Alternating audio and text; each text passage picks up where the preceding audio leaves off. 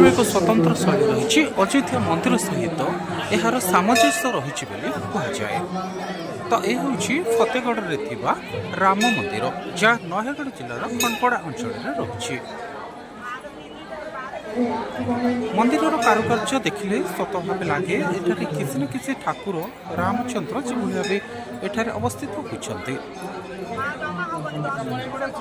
यह हूँ नयगढ़ जिला फतेहगढ़ अंचल में श्रीराम मंदिर जोटा देखापी बहुत पर्यटक एठाक आसी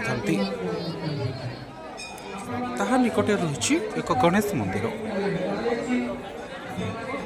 एक सुंदर कारुकार्य और सुंदर परिवेश मध्य यह मंदिर रही।